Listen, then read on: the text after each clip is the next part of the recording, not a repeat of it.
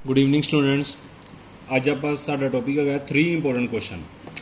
आज जो 3 important question कराने हैं, तिना का चांस है पेपर च आने का। मतलब किसी ना किसी सैट च कोई ना कोई क्वेश्चन आ सकता है इन्होंने दिनों चो। देखो जरा, सब तो पहले आप क्वेश्चन नंबर करना 6। क्वेश्चन नंबर करना 6। From a lot of 30 bulbs which include 6 defective. ਇਹਦਾ मतलब हो गया अपने को टोटल बल्ब है 30, डिफेक्टिव है 6, तो गुड बल्ब बन जाएंगे 24। गुड बल्ब बन जाएंगे 24 क्योंकि 30 जो 6 डिफेक्टिव है माइनस करेंगे 24 गुड बल्ब आ जाएंगे। A sample of 4 is drawn with replacement. 4 bulb बाहर कढ़े विद रिप्लेसमेंट। विद रिप्लेसमेंट का मतलब की होंगे, एक बल्ब बाहर कढ़िया उन्होंने फिर बॉक्स च पाता, फिर दूजा बॉल बाहर कढ़िया फिर उन्होंने बॉक्स च पाता।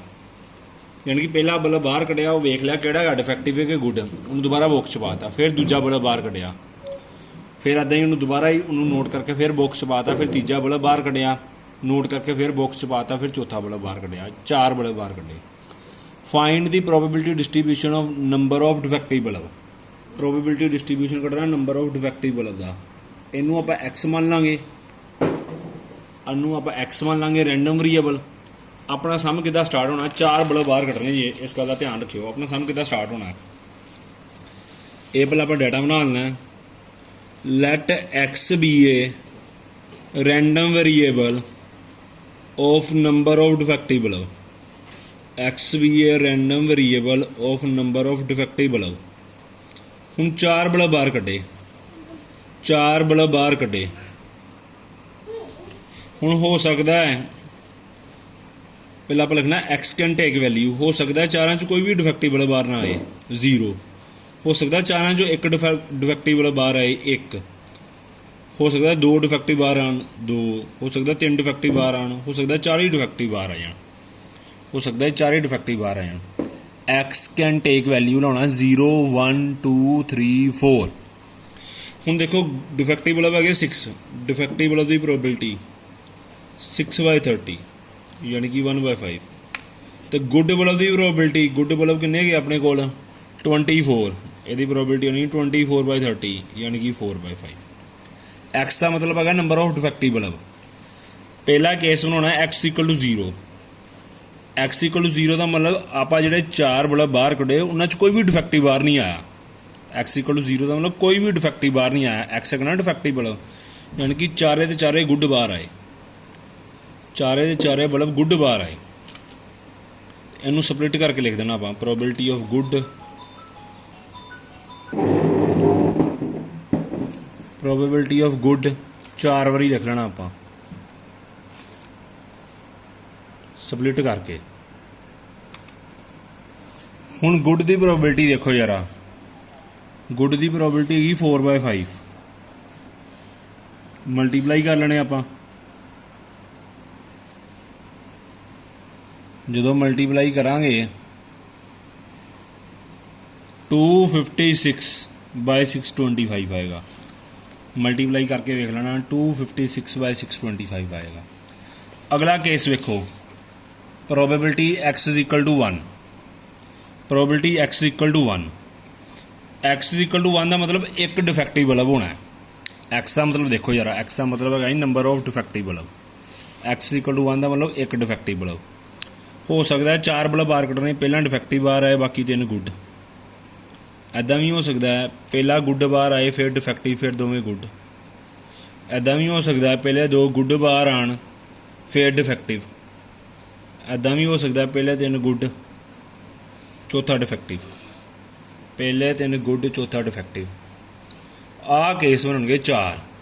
हुण इहनूं स्प्लिट करने, हुण वेखो चारे केस दे विच की हैगा। हुण इन्हां सारे केस से तुहानूं पता लगदा ही पिया 3 गुड है तो एक डिफेक्टिव है। इनू आप लिखना किद्दां है, हुण इह 4 केस हैगे आ, आप चारे अलग अलग नहीं कटने, 4 नाल मल्टीप्लाई करना है। कटना एको केस ही है, 4 नाल कर देना मल्टीप्लाई। एक डिफेक्टिव है 3 गुड है। डिफेक्टिव की प्रोबेबिलिटी ही अपने को 1/5, 3 गुड है 4/5, 4/5, 4/5। जो मल्टीप्लाई करांगे चारे कड्ढन की लोड़ नहीं की, आप 4 ਨਾਲ मल्टीप्लाई कर लेना है। मल्टीप्लाई करके वेखांगे 256/625 आएगा, 256/625 आएगा। अगे देखो जरा x = 2 वाला केस, x = 2 का मतलब 2 डिफेक्टिव बल्ब है। x = 2 का मतलब 2 डिफेक्टिव केस है, 2 डिफेक्टिव बल्ब है, सॉरी डिफेक्टिव बल्ब जो 2 है DDGG बना सकते हैं आप, एक बार इंटरचेंज कर लेने GGDD, ऐदा भी हो सकता है। 2 डिफेक्टिव लाने ना, x = 2 का मतलब 2 डिफेक्टिव बल्ब है, DD एंड ते GG विचकार, एक बार इन्होंने इंटरचेंज कर लेने, ऐदा भी हो सकता है DGDG, ऐदा भी हो सकता है GDGD।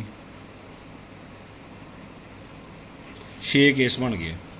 हुण 6 केस कड्ढन की लोड़ नहीं हैगी, आप इक्को ही कैलकुलेट करना है। 6 ना की करना है मल्टीप्लाई, 6 केस बन गए ना, आप इक्को ही कैलकुलेट करना है 6 ना मल्टीप्लाई। हुण 2D है, डिफेक्टिव बल्ब की प्रोबेबिलिटी हैगी 1/5, गुड बल्ब की हैगी 4/5। जो मल्टीप्लाई करांगे अपने को आ जाएगा 96/625। x = 3 का मतलब 3 डिफेक्टिव बल्ब है, 3 डिफेक्टिव बल्ब है। गुड नूं रोटेट करी जाओ ना, जी नूं रोटेट करी जाओ, देखो 3 डिफेक्टिव ही है।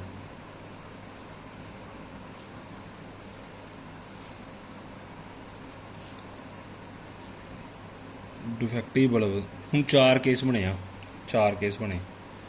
4 ना करांगे मल्टीप्लाई, 4 ना करांगे मल्टीप्लाई,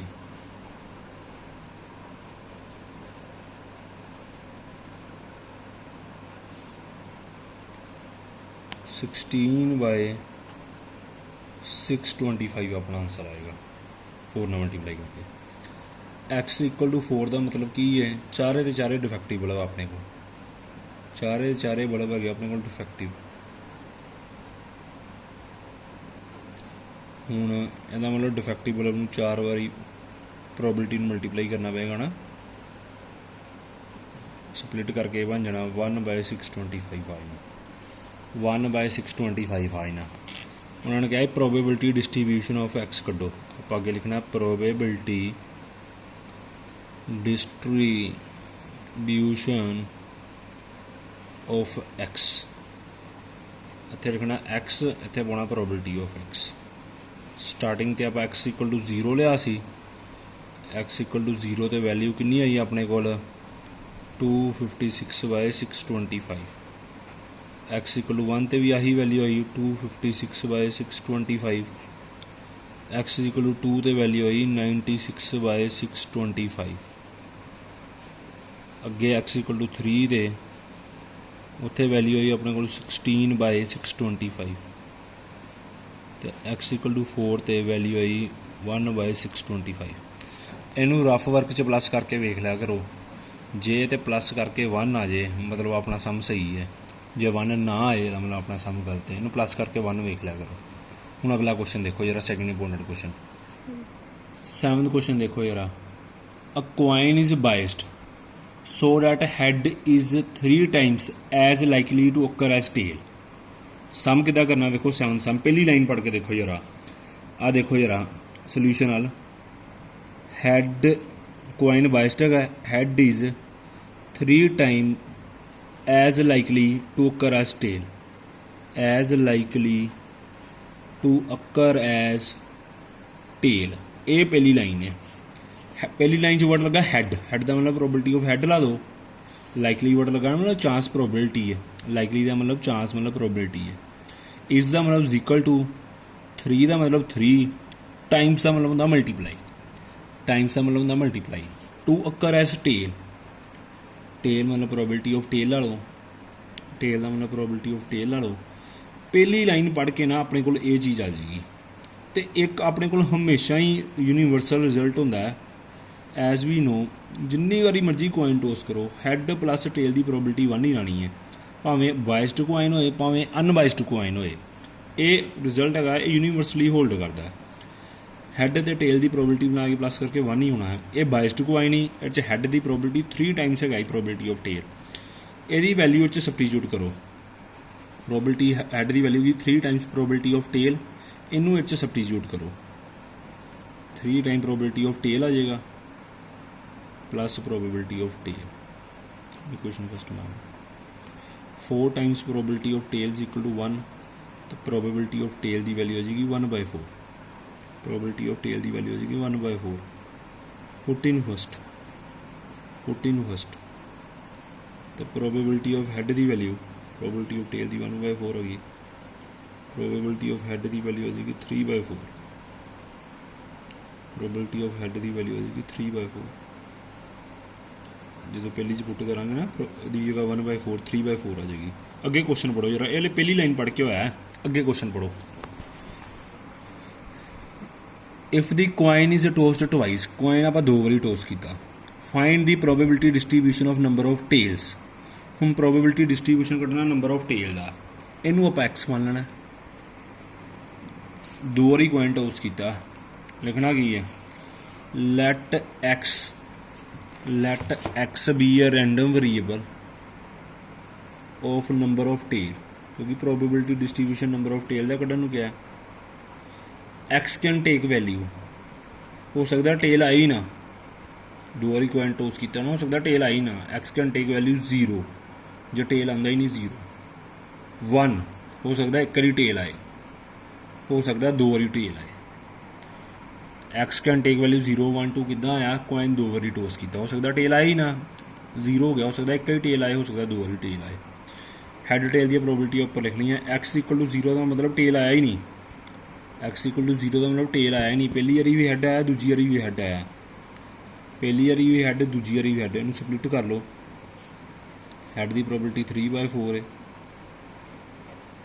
3/4 मल्टीप्लाई करांगे 9/16 आ जाए, 9/16 आ जाए। एक्स इक्वल टू 1 का मतलब, एक्स इक्वल टू 1 का मतलब 1 बारी टेल आया, एक्स रैंडम वेरिएबल है ना नंबर ऑफ टेल का मतलब 1 बारी टेल, 1 बारी टेल का मतलब ਜਾਂ प्रोबेबिलिटी ऑफ TH होएगा ਜਾਂ प्रोबेबिलिटी ऑफ HT होएगा, ਜਾਂ प्रोबेबिलिटी ऑफ HT होएगा। इनू स्प्लिट कर लो, probability of tail probability of head plus probability of head probability of tell.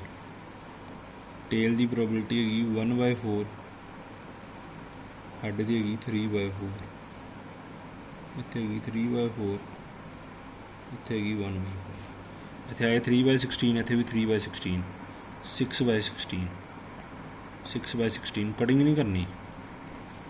अगे एक्स इक्वल टू 2 का मतलब, एक्स इक्वल टू 2 का मतलब 2 बारी टेल, एक्स रैंडम वेरिएबल है ही नंबर ऑफ टेल्स का, एक्स रैंडम वेरिएबल है ही नंबर ऑफ टेल्स का।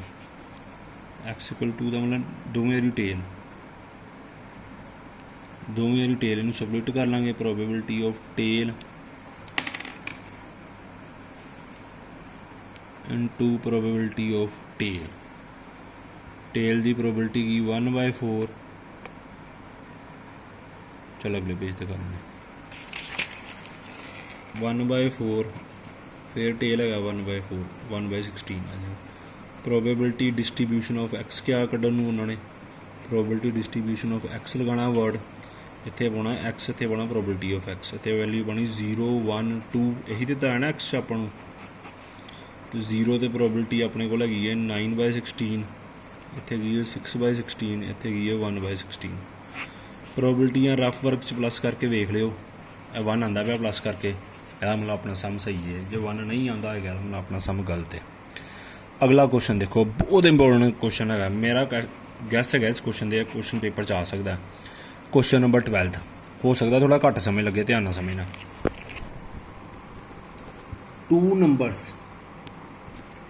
2 numbers are selected, question number 12 की गल करते पे। 2 numbers are selected at random without replacement from first 6 positive integer, first 6 positive integer मतलब 1 तो लैके 6 तक विचों आप 2 नंबर सिलेक्ट करने विदाउट रिप्लेसमेंट। अगर देखो जरा जिन्ना पहली लाइन पढ़ के कितना पता लगता है, जे सम च विदाउट रिप्लेसमेंट वर्ड लगा होए जे सम च विदाउट रिप्लेसमेंट वर्ड लगा है ਇਹਦਾ ਮਤਲਬ ਆਪਾਂ ਕੰਬੀਨੇਸ਼ਨ ਅਪਲਾਈ ਕਰਨੀ ਹੈ, ਜਿਹੜਾ +1 ਚ ਪਰਮੂਟੇਸ਼ਨ ਕੰਬੀਨੇਸ਼ਨ ਚੈਪਟਰ ਚ ਪੜ੍ਹੀ ਸੀ। ਉਹਨਾਂ ਨੇ ਕਿਹਾ 2 ਨੰਬਰ ਸਿਲੈਕਟ ਕਰਨੇ ਪਹਿਲਾਂ 6 ਚੋਂ। ਨੰਬਰ ਆਫ ਆਊਟਕਮਸ ਫਾਰਮੂਲਾ ਬਣੇਗਾ 6C2। Number of outcomes the formula ਬਣੇਗਾ 6C2 ਕਿਉਂਕਿ 6 ਨੰਬਰ ਇਹ 2 ਸਿਲੈਕਟ ਕਰਨੇ 6C2 6 × 5 0.2 × 1 ਸੋਲਵ ਕਰਾਂਗੇ 15 ਆ ਜਾਏਗਾ। ਸੋਲਵ ਕਰਾਂਗੇ 15 ਆ ਜਾਏਗਾ। ਅੱਗੇ ਕੁਐਸਚਨ ਪੜ੍ਹੋ ਜਰਾ। ਕੁਐਸਚਨ ਨੰਬਰ 12th ਦੀ ਗੱਲ ਹੁੰਦੀ ਵੀ let x denote larger of 2 number obtained. x ਦਾ ਬੱਚਿਆਂ ਨੂੰ ਬੜਾ ਭੁਲੇਖਾ ਪੈਂਦਾ ਜੇ। Find e of x। e of x ਦਾ ਮਤਲਬ ਹੁੰਦਾ ਐਕਸਪੈਕਟੇਸ਼ਨ, ਮਤਲਬ ਮੀਨ। ਉਹ ਤੁਹਾਡੇ ਸਿਲੇਬਸ 'ਚ ਨਹੀਂ ਹੈਗਾ। ਤੁਸੀਂ ਲਿਖ ਲੈਣਾ find probability distribution of x। ਤੁਸੀਂ ਕੁਐਸਚਨ ਇੱਦਾਂ ਬਣਾ ਲੈਣਾ, ਤੁਹਾਨੂੰ ਪੇਪਰ 'ਚ ਇੱਦਾਂ ਕੁਐਸਚਨ ਆਏਗਾ। CBSE ਵਾਲੇ ਬੜੇ ਸਿਆਣੇ ਆ, ਉਹਨਾਂ ਨੇ ਕਿਹਾ ਮੀਨ ਨਹੀਂ ਕੱਢਣਾ ਤੇ ਪ੍ਰੋਬੇਬਿਲਿਟੀ ਡਿਸਟਰੀਬਿਊਸ਼ਨ ਆਫ x ਤੱਕ ਤੇ ਉਹ ਪਾ ਹੀ ਸਕਦੇ ਨਾ। ਮੀਨ ਅੱਗੇ ਇੱਕੋ ਲਾਈਨ ਦਾ ਕੁਐਸਚਨ ਹੈ, ਉਸੇ ਮਲਟੀਪਲਾਈ ਕਰਕੇ ਕੱਢੀਦਾ। ਤੇ ਉਹ ਸੋਚਦੇ ਕਿ +2 ਵਾਲੇ ਬੱਚੇ ਨੂੰ ਮਲਟੀਪਲਾਈ ਹੁੰਦੀ ਹੈ, ਬਾਕੀ ਕਨਸੈਪਟ ਤੇ ਕਲੀਅਰ ਹੋਣਗੇ ਨਾ ਬੱਚੇ ਦੇ। Find probability distribution of x ਆ ਸਕਦਾ ਪੇਪਰ 'ਚ ਤੁਹਾਨੂੰ। e ਆਫ x ਨਹੀਂ ਲਿਖਿਆ ਆਏਗਾ। x ਹੈਗਾ ਲਾਰਜਰ ਆਫ 2 ਨੰਬਰ ਓਬਟੇਨਡ। ਧਿਆਨ ਨਾਲ ਸਮਝੋ ਜਰਾ। Let x be a random variable of larger of 2 numbers obtained। x random variable ਹੈਗਾ larger of 2 number obtained। ਹੁਣ larger of 2 number ਦਾ ਮਤਲਬ ਕੀ ਹੋ ਸਕਦਾ ਹੈ? x can take value। ਇਹ 'ਚ ਆਹ ਲਾਈਨ ਹੋ ਸਕਦਾ ਘੱਟ ਸਮਝ ਲੱਗੇ। ਪੂਰਾ ਸਮ ਪੜ੍ਹੋਗੇ ਨਾ ਫਿਰ ਸਮਝ ਲੱਗ ਜਾਏਗੀ ਤੁਹਾਨੂੰ। ਦੁਬਾਰਾ ਪੂਰਾ ਸਮ ਪੜ੍ਹ ਕੇ ਦੁਬਾਰਾ ਆਹ ਲਾਈਨ ਵੇਖੋਗੇ ਨਾ ਸਮਝ ਲੱਗ ਜਾਏਗੀ। ਹੁਣ x ਹੈਗਾ ਲਾਰਜਰ ਆਫ 2 ਨੰਬਰ। ਮੰਨ ਲਓ ਆਪਾਂ ਪਹਿਲੇ 2 ਨੰਬਰ ਸਿਲੈਕਟ ਕਰ ਲਏ 1 ਤੇ 2। ਉਹਨਾਂ 'ਚ ਲਾਰਜਰ ਕੀ ਰਹੇਗਾ 2। ਉਹਨਾਂ 'ਚ ਤਾਂ ਲਾਰਜਰ 2 ਹੀ ਰਹਿਣਾ। 1 ਤਾਂ ਕਦੀ ਲਾਰਜਰ ਹੋ ਹੀ ਨਹੀਂ ਨਾ ਸਕਦਾ। x ਦਾ ਮਤਲਬ ਹੈਗਾ ਲਾਰਜਰ ਆਫ 2 ਨੰਬਰ। ਜਿੰਨੇ ਸਵਾਲ ਹੀ ਸਾਰੇ x = 0 ਤੋਂ ਸਟਾਰਟ ਹੁੰਦੇ ਪਏ। ਇਕਲੌਤਾ ਸਮ ਹੈ ਜਿਹੜਾ x ਦੀ ਵੈਲਿਊ 2 ਤੋਂ ਸਟਾਰਟ ਹੋਣਾ ਹੈ, ਕਿਉਂਕਿ ਜੇ ਪਹਿਲੇ 2 ਨੰਬਰ ਸਿਲੈਕਟ ਕਰਾਂਗੇ ਉਹਨਾਂ 'ਚ ਲਾਰਜਰ ਤੇ 2 ਹੀ ਹੋਣਾ ਹੈ। ਮੈਂ ਲਾਰਜਰ ਵਰਡ ਨੂੰ ਸਰਕਲ ਕੀਤਾ। ਮੰਨ ਲਓ ਪਹਿਲੇ 3 ਚੋਂ ਕੋਈ 2 ਨੰਬਰ ਸਿਲੈਕਟ ਕਰਨੇ ਆ। ਪਹਿਲੇ 3 ਨੰਬਰਾਂ ਚੋਂ ਉਹਨਾਂ ਚੋਂ ਲਾਰਜਰ ਤੇ 3 ਰਹਿਣਾ। ਮੰਨ ਲਓ ਪਹਿਲੇ 4 ਚੋਂ ਕੋਈ 2 ਨੰਬਰ ਸਿਲੈਕਟ ਕਰਨੇ ਆ, ਉਹਨਾਂ 'ਚ ਲਾਰਜਰ ਰਹਿਣਾ 4। ਇੱਦਾਂ ਹੀ ਪਹਿਲੇ 5 ਚੋਂ ਲਾਰਜਰ ਰਹਿਣਾ 5 ਤੇ ਪਹਿਲੇ 6 ਚੋਂ ਲਾਰਜਰ ਰਹਿਣਾ 6। ਮਤਲਬ 1 ਨੰਬਰ ਤੇ ਕਦੀ ਲਾਰਜਰ ਹੋ ਹੀ ਨਹੀਂ ਨਾ ਸਕਦਾ, ਕਿਉਂਕਿ 2 ਨੰਬਰ ਘੱਟੋ ਘੱਟ ਸਿਲੈਕਟ ਕਰਨੇ ਆ। 2 ਨੰਬਰ ਉਹਨਾਂ ਨੇ ਕਿਹਾ ਘੱਟੋ ਘੱਟ ਸਿਲੈਕਟ ਕਰਨੇ ਆ। ਇਸ ਕਰਕੇ x can take the value ਦੀ ਜਗ੍ਹਾ 1 ਨਹੀਂ ਆ ਸਕਦਾ। ਮੈਂ ਸਮ ਕਰਦਾ ਵਾਂ, ਸਮ 'ਚ ਜ਼ਿਆਦਾ ਕਲੀਅਰ ਹੋਏਗਾ। ਇੱਧਰ ਦੇਖੋ ਪ੍ਰੋਬੇਬਿਲਿਟੀ x = 2। x = 2 ਦਾ ਮਤਲਬ ਲਾਰਜਰ ਨੰਬਰ 2 ਹੋਣਾ ਚਾਹੀਦਾ। ਹੁਣ ਲਾਰਜਰ ਨੰਬਰ 2 ਤਾਂ ਹੀ ਹੋਏਗਾ ਜੇ ਆਪਾਂ ਇੱਕ ਨੰਬਰ 1 ਸਿਲੈਕਟ ਕਰਾਂਗੇ ਤੇ ਇੱਕ 2 ਸਿਲੈਕਟ ਕਰਾਂਗੇ। ਲਾਰਜਰ ਨੰਬਰ 2 ਤਾਂ ਹੀ ਹੋਣਾ ਹੈ। x ਦਾ ਮਤਲਬ ਹੈਗਾ ਲਾਰਜਰ ਨੰਬਰ। ਜੇ ਇੱਕ ਪਾਸੇ ਆਪਾਂ 1 ਸਿਲੈਕਟ ਕਰਾਂਗੇ ਤੇ ਇੱਕ ਪਾਸੇ 2 ਸਿਲੈਕਟ ਕਰਾਂਗੇ। ਇਹ ਇੱਕੋ ਹੀ ਕੇਸ ਬਣਦਾ ਪਿਆ। ਹੁਣ ਇਹ 'ਚ 1 2 ਤੇ 2 1 ਇੱਕ ਹੀ ਗੱਲ ਏ। ਜੇ ਮੈਂ ਤੁਹਾਨੂੰ ਕਹਾਂ ਪਹਿਲੇ 2 ਨੰਬਰਾਂ 'ਚੋਂ 2 ਨੰਬਰ ਵੱਡਾ ਹੋਣਾ ਚਾਹੀਦਾ, ਕੋਈ ਬੱਚਾ 1 2 ਬੋਲ ਦੇਗਾ, ਕੋਈ 2 1 ਬੋਲ ਦੇਗਾ। 1 2 ਤੇ 2 1 ਇੱਕ ਹੀ ਗੱਲ ਹੈ। ਇਹ ਕੋਈ ਡਾਈਸ ਪ੍ਰੋਬਲਮ ਨਹੀਂ ਹੈਗੀ ਜਿਹਦੇ ਵਿੱਚ 1 2 ਤੇ 2 1 ਅਲੱਗ-ਅਲੱਗ ਹੋਏਗਾ। ਇਹਦੀ ਪ੍ਰੋਬੇਬਿਲਿਟੀ ਆ ਜਾਏਗੀ 1/15। ਹੋ ਸਕਦਾ ਕਿ ਇਹਨੂੰ ਘੱਟ ਸਮਝ ਲੱਗਦੀ ਹੋਏ, ਸਮ ਪੂਰਾ ਪੜ੍ਹੋਗੇ ਤਾਂ ਸਮਝ ਲੱਗ ਜਾਏਗੀ। x = 3 ਦਾ ਮਤਲਬ ਲਾਰਜਰ ਨੰਬਰ 3 ਹੋਣਾ ਚਾਹੀਦਾ। ਲਾਰਜਰ ਨੰਬਰ 3 ਤਾਂ ਹੀ ਹੋ ਸਕਦਾ ਜੇ ਇੱਕ ਵਾਰੀ ਆਪਾਂ 1 ਸਿਲੈਕਟ ਕਰਾਂਗੇ ਤੇ ਇੱਕ ਵਾਰੀ 3। ਇਹਨਾਂ 'ਚ ਲਾਰਜਰ ਤੇ 3 ਆਇਆ, ਜਾਂ ਇੱਕ ਵਾਰੀ 2 ਸਿਲੈਕਟ ਕਰਾਂਗੇ ਜਾਂ ਇੱਕ ਵਾਰੀ 3। ਇਹਨਾਂ ਵਿੱਚ ਵੀ ਤਾਂ ਲਾਰਜਰ 3 ਆਇਆ। ਜੇ ਆਹ 2 ਸਿਲੈਕਟ ਕਰਦੇ ਹਾਂ ਲਾਰਜਰ 3 ਹੈ। ਜੇ ਆਹ 2 ਸਿਲੈਕਟ ਕਰਦੇ ਹਾਂ ਲਾਰਜਰ ਹੈਗਾ 3। ਤੇ ਕਿੰਨੇ ਕੇਸ ਬਣਦੇ ਪਏ ਆਪਣੇ ਕੋਲ 2/15। ਡਿਨੋਮੀਨੇਟਰ 'ਚ 15 ਕਿਉਂ ਲਗਾ ਰਿਹਾ ਮੈਂ? ਆਹ ਦੇਖੋ ਉੱਪਰ ਸੋਲਵ ਕੀਤਾ। Total number of outcomes 15। ਅੱਗੇ x = 4 ਦਾ ਮਤਲਬ ਦੇਖੋ ਯਾਰ, ਲਾਰਜਰ ਨੰਬਰ 4 ਹੋਣਾ ਚਾਹੀਦਾ। ਹੁਣ ਜੇ 1 4 ਸਿਲੈਕਟ ਕਰਾਂਗੇ ਲਾਰਜਰ 4 ਹੀ ਰਹਿਣਾ। ਜੇ 2 4 ਸਿਲੈਕਟ ਕਰਾਂਗੇ ਲਾਰਜਰ 4, ਜੇ 3 4 ਸਿਲੈਕਟ ਕਰਾਂਗੇ ਲਾਰਜਰ 4। ਇਹਦਾ ਮਤਲਬ ਪ੍ਰੋਬੇਬਿਲਿਟੀ x = 4 ਦੀ ਵੈਲਿਊ ਹੋਣੀ 3/15। Probability x = 5। ਲਾਰਜਰ ਨੰਬਰ ਹੋਣਾ ਚਾਹੀਦਾ 5। 1 5 ਇਹਨਾਂ 'ਚੋਂ ਲਾਰਜਰ 5 ਹੀ ਹੈ। ਆ ਜਿਹੜੇ ਮੈਂ ਨੰਬਰ ਸਿਲੈਕਟ ਕਰ ਰਿਹਾ ਵੇਖੋ ਲਾਰਜਰ ਨੰਬਰ 5 ਹੈਗਾ। ਲਾਰਜਰ ਨੰਬਰ 5 ਹੈਗਾ। x = 6 ਤੱਕ ਜਾਣਾ ਸੀ ਆਪਾਂ, ਲਾਰਜਰ ਨੰਬਰ 6 ਹੋਣਾ ਚਾਹੀਦਾ। ਆ ਵੇਖੋ ਲਾਰਜਰ 6 ਹੀ ਹੈ।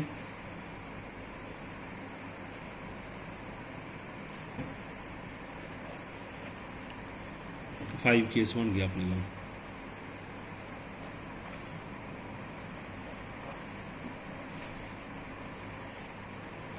Probability distribution of x, probability distribution of x, find E of x क्या उन्होंने, वो तो मीन होंगे, वो तो सिलेबस नहीं होगा। एक्स जो 2 लिया स्टार्टिंग से वो प्रोबेबिलिटी आई 1/15, जो 3 लिया ही 2/15, 4 लिया ही 3/15, 5 लिया ही 4/15, 6 लिया ही 5/15।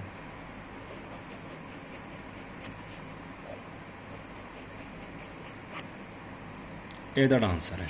बड़ा सौखा क्वेश्चन है, इनू प्लस करके वेखना 1 आ जाएगा तो मतलब अपना सम सही है। ਹੁਣ ਤੁਹਾਡਾ ਹੋਮਵਰਕ ਹੈਗਾ जिन्ने सम मैं कराए उन सम सारे सम रिपीट करने तुसी, वो सारे सम करने रिपीट। Thank you students.